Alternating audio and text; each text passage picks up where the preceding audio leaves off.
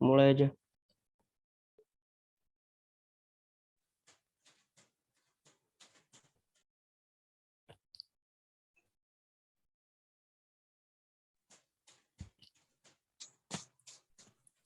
Bismillahirrahmanirrahim. Assalamualaikum warahmatullahi wabarakatuh.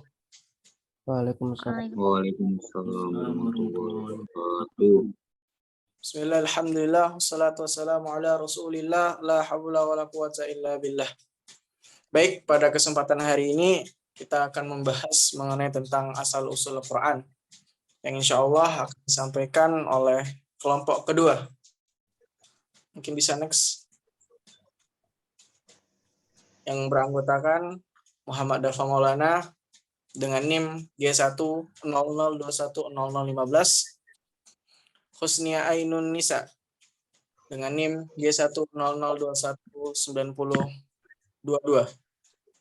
Alfiola Dafa Al-Hafidh dengan NIM G100210009, Abdul Hakim Al-Mubarak G100190091, dan Ahmad Ridwan Baharuddin G100190071. Baik, untuk pembahasan pertama yakni derivasi Al-Quran. Al-Quran itu yang paling umum diambil dari dua kata, yakni karena isimnya mustaq bukan jamid, jadi dari ambil dua kata yakni qara'a dan qarana, di mana qara'a yakni perartian membaca, berarti Al-Quran bermakna bacaan atau sesuatu yang dibaca. Tetapi ada juga yang berpendapat bahwa Al-Quran diambil dari kata qarana, karena dari manuskrip Al-Quran beraksara Kufi yang awal itu ditulis menggunakan tanpa menggunakan hamzah, tanpa menggunakan al. Jadi hal ini menyebabkan sejumlah Muslim berpendapat bahwa terma yang diturunkan akar katanya itu korona, yakni menggabungkan sesuatu dengan sesuatu yang lainnya atau mengumpulkan. Berarti Al-Quran juga dimaksudkan kumpulan atau gabungan. Kalau kita lihat dari kalimat qara'a ini bisa disandarkan kepada kata kitab dan kepada kata Al-Quran. Di dalam surah 17 ayat 93 itu menyebutkan bahwa mendatangkan sebuah kitab yang bisa dibaca, maka kalimat qara'a itu disambung dengan kalimat kitab. Begitu pula dengan konteks-konteks selanjutnya. Qara'a juga dikaitkan dengan Al-Quran. Itu muncul 17 kali. Di mana konteksnya itu bahwa Muhammad yang membacakan Al-Quran atau Tuhanlah yang membacakan wahyu kepada Muhammad dan konteks-konteks lainnya. Next. Oke. Al-Quran dan Alkitab ini dua kata yang disebutkan termanya di dalam Al-Quran. Jadi Al-Quran juga disebut dengan Alkitab di dalam Al-Quran itu sendiri. Jadi kata Al-Quran ini baik digunakan atau tanpa kata sandang tertentu. Itu muncul sekitar 70 kali di dalam Al-Quran. Dan begitu juga dengan konteks-konteks lainnya bisa dibaca sendiri oleh teman-teman. Dan juga tentang Alkitab. Al-Quran juga disebut dengan Alkitab, muncul di dalam Al-Quran sebanyak 255 kali dalam bentuk tunggal dan 6 kali dalam bentuk jamak. Kata ini bisa dilihat sendiri dengan konteks-konteksnya, turunan-turunan dan ayat-ayatnya. Next. Alkitab di luar makna wahyu kepada Nabi. Kan yang selama ini kita pahami bahwa kitab itu yakni Al-Quran, berarti wahyu kepada Nabi. Sebetulnya kitab ini di dalam Al-Quran sendiri tidak menunjukkan hanya kepada wahyu tersebut, tapi kitab ini juga ke maknanya selain daripada wahyu kepada Nabi. Contohnya seperti sesuatu yang tertulis, terus surat atau mungkin rekaman atau mungkin catatan malaikat itu juga disebut kitab di dalam Al-Quran itu sendiri. Baik, next.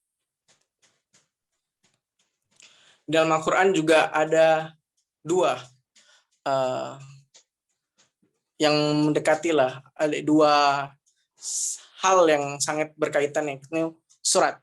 Yang pertama, surat itu muncul 9 kali di dalam Al-Quran dalam bentuk tunggal atau 1 kali dalam bentuk dan 1 kali dalam bentuk jamak. Ini yakni maksud surah ini adalah suatu unit wahyu yang diturunkan. dan masih banyak konteks-konteks lainnya daripada yang ditunjukkan yang dari PPT tersebut. Baik, Alkitab. Al-Quran juga dikelompokkan dalam 4 konteks. Konteks pertama itu ada ayah. Jadi ini kitab di sini tuh maksudnya mungkin itu ayat. Jadi ada surat, ada ayat. Jadi ayat itu merujuk pada yang pertama itu fenomena kealaman. Terus yang kedua itu peristiwa-peristiwa yang luar biasa. Ketiga itu merujuk kepada tanda-tanda.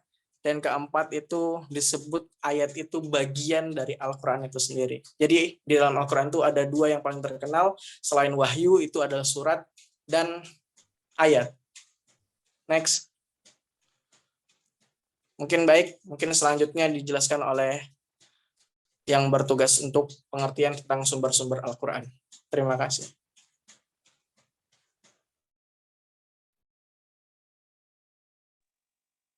Baik, saya lanjutkan. Selanjutnya yaitu sumber-sumber Al-Quran.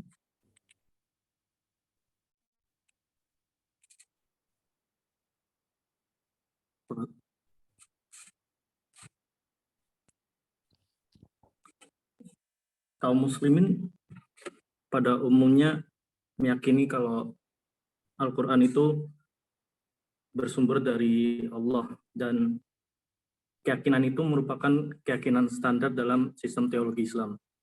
Jika seorang muslim tidak meyakini itu, maka dapat diragukan tentang keislamannya. Tapi bagi kalangan lain di luar muslim yang menentang Nabi, yang di luar Islam itu banyak yang menentang. Dan Nabi mendapat tantangan serius tentang itu ketika pertama kali difirmankan di dalam Al-Quran. Dan juga berlanjut sampai abad modern ini di kalangan pengamat Islam non-Muslim tersebut.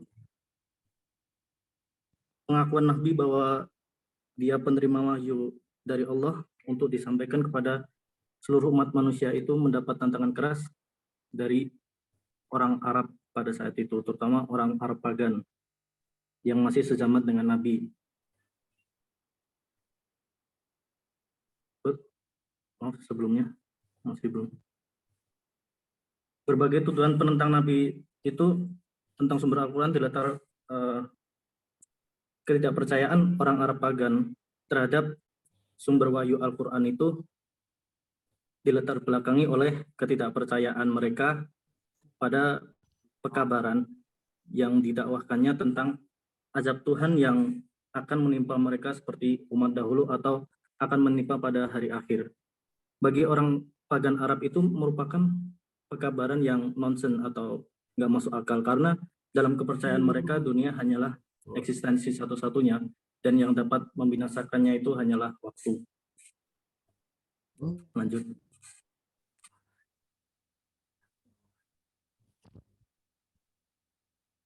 Nah, berbagai pertentangan yang ditentangkan oleh oposan Nabi itu antaranya adalah yang pertama yaitu mereka menganggap bahwa sumber inspirasi Al-Quran itu berasal dari ruh-ruh jahat atau kekuatan-kekuatan setaniah, bukan dari Allah. Kemudian gagasan yang selanjutnya adalah para oposan kontemporer Nabi juga menuduhnya kalau Nabi itu hanya membuat-buat atau mengada-adakan Al-Quran dan menuduh Al-Quran sebagai rekayasa imajinatif Nabi Muhammad. Kemudian yang selanjutnya itu penentang Nabi dalam gagasan lain menuduhnya bahwa Nabi Muhammad memperoleh pengetahuan wahyu lewat transmisi manusiawi, bukan dari Allah terus ke malaikat, terus ke Nabi gitu, yang disalin kemudian dan didikte kepada Nabi Muhammad. Para oposan Nabi memandang kalau Nabi memperoleh inspirasi Al-Quran itu dari sumber-sumber ahli kitab Yahudi dan Kristen. Next. Dari tuduhan-tuduhan yang dilontarkan para penentang Nabi itu, Al-Quran merekam juga membalasnya dalam ayat-ayat Al-Quran. Yang pertama yaitu Al-Quran mengemukakan bahwa jin-jin telah mencapai langit yang ternyata dijaga ketat dan penuh dengan bintang-bintang penyambar, serta dari tempat tersembunyi mereka berupaya menguping berita-berita langit tersebut. Tetapi setelah pengutusan Nabi Muhammad, tak satu pun di antara setan-setan tersebut yang bisa berbuat demikian. Maksudnya mendekati langit sehingga bisa mendengar berita-berita langit tersebut. Jadi bagi Al-Quran, berita-berita langit yang disampaikan kepada Nabi Muhammad tidaklah berasal dari inspirasi setaniah atau jin, karena sejak pengutusannya, baik jin maupun setan tidak lagi bisa mendekati langit. Yang kedua yaitu jawaban Al-Quran, Roh Kudus telah menurunkannya, yaitu Al-Quran, dari Tuhanmu dengan benar-benar untuk meneguhkan orang-orang yang beriman dan sebagai petunjuk serta kabar gembira bagi orang-orang yang berserah diri. Kemudian dalam respon yang lebih keras, Al-Quran memandang para utusan Nabi untuk membuat perkataan ataupun surat ataupun kitab seperti wahyu yang diterima Nabi kalau memang Al-Quran itu adalah buatan manusia. Yang ketiga yaitu Al-Quran membantah dengan menegaskan bahwa Muhammad tidak pernah membaca suatu kitab suci pun dan tidak pernah pula menulisnya. Demikian pula dugaan bahwa yang telah mengajarkan Al-Quran kepada Muhammad adalah orang asing atau ajami. Ditolak dengan mengupakan bahwa Al-Quran yang diwahyukan kepada Muhammad itu dalam bahasa Arab yang jelas, yang tentunya berbeda dari tutur kata ajami. Mungkin yang selanjutnya bisa dilanjutkan kepada yang lain yang bertugas. Terima kasih.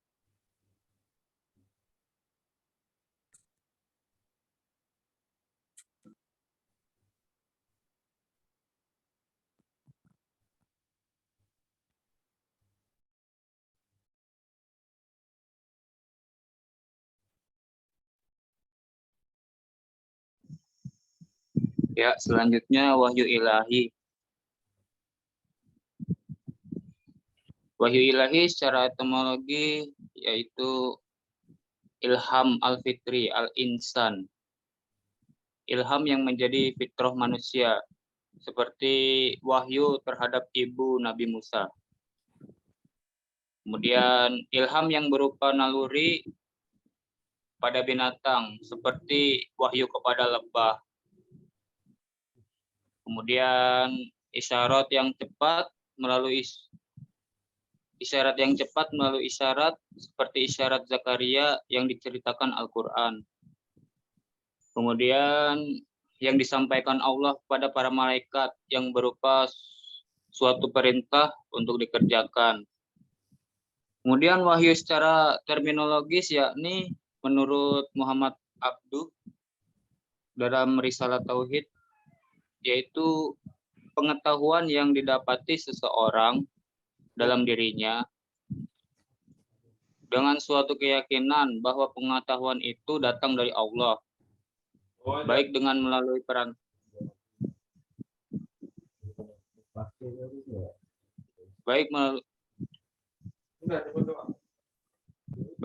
perantara ataupun tidak. Yang pertama melalui suara yang terjemah dalam telinganya atau bahkan tanpa suara. Oke, next. Kemudian wahyu menurut Al-Quran. Wahyu adalah tanzil, munazzal, yang diturunkan langsung oleh Allah. Dalam artian yang diterima Nabi adalah murni sebagai firman Allah Subhanahu wa Ta'ala secara utuh.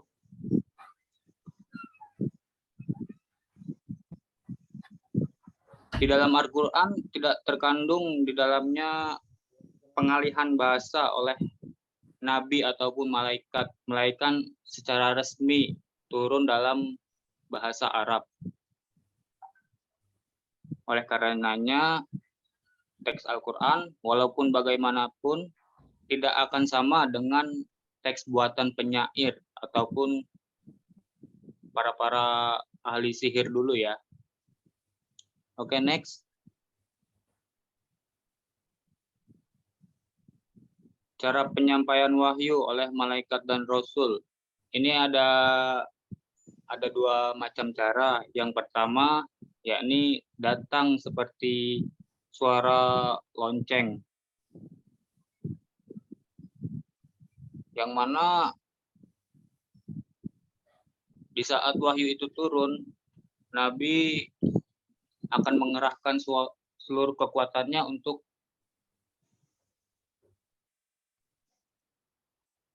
mendengarkan atau menerima wahyu itu.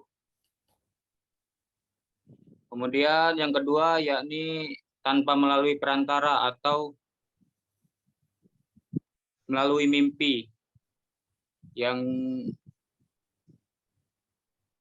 dialami oleh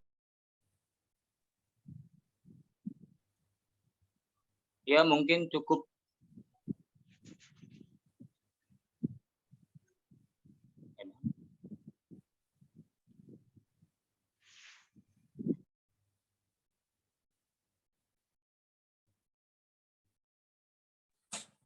Baik, alhamdulillah telah selesai pemaparan materi tentang bagian kedua yakni asal-usul Al-Quran.